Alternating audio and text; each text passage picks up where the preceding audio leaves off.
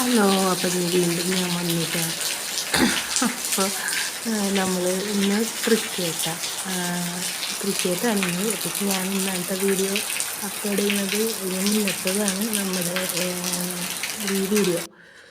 അപ്പം നമ്മളിത് രാവിലെ കളൊക്കെ ഇട്ടിട്ട് അപ്പോൾ ഇത് നല്ല മഴ കണ്ടില്ലേ.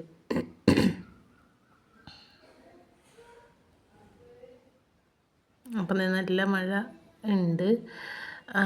അത് കഴിഞ്ഞിട്ട് നമ്മളിത് മോനായിട്ട് ഹോസ്പിറ്റലിൽ പോട്ടെ. 2 മക്കൾക്കും വയ്യ. ഒരു കർക്കിടകം തുടങ്ങി. ഈ അസുഖം തന്നെയാണ്. കർക്കിടകം ചിങ്ങായിട്ടും അസുഖത്തിനൊരു മാറ്റവും ഇല്ല കേട്ടോ. അപ്പോൾ ഇത് നമ്മളെ പൂക്കളൊക്കെ ഇട്ട് നമ്മൾ റെഡിയായി.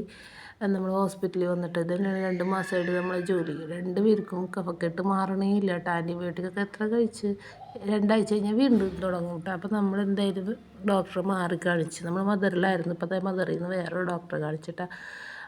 നല്ല ഡോക്ടറാണെന്നാണ് പറയണത്. ഇയാളുടെ അച്ഛനൊക്കെ നമ്മുടെ ഇവിടെ ഉണ്ടായിരുന്നു. അതിൻ്റെ മോനാണ്. അപ്പോൾ ഭയങ്കര പേരായിട്ട് ഡോക്ടറാണെന്ന് കേട്ടോ പറയണത്. അത് കഴിഞ്ഞിട്ട് നമ്മൾ ജനതയിൽ ഡ്രസ്സ് എടുക്കാൻ വന്നിട്ടാണ്. വാടാനപ്പള്ളി ജനത സുദാസി പോയി. അവിടെ നിന്ന് എനിക്കൊന്നും പഠിച്ചില്ല. അവിടെ നിന്ന് മക്കൾക്ക് എടുത്തിട്ടാണ് പട്ടുപാവാടൊക്കെ.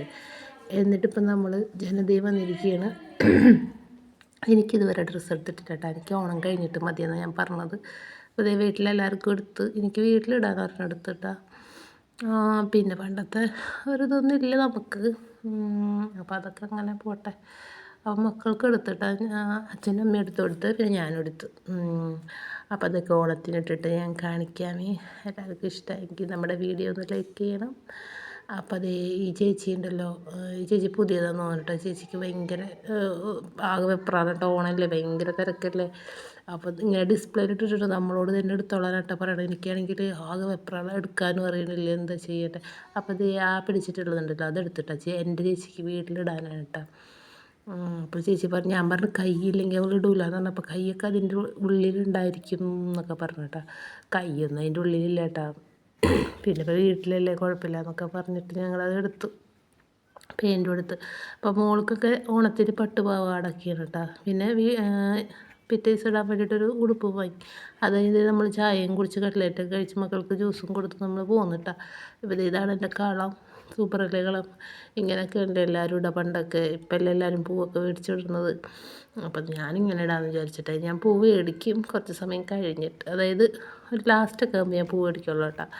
എല്ലാ ദിവസവും പൂ മേടിക്കാമെങ്കിൽ നമ്മൾ പൈസ വേണ്ടേ. ജോലിയൊക്കെ ആവട്ടെ, എന്നിട്ടൊക്കെ എല്ലാ ദിവസവും നമുക്ക് പൂവൊക്കെ മേടിക്കാമെന്നൊക്കെ ഞാൻ സ്വയം പറഞ്ഞ് ആശ്വസിച്ചു. അതായിട്ട് നമ്മൾ അച്ചാറുണ്ടാക്കാൻ പോവുകയാണ് ഓണത്തിൻ്റെ.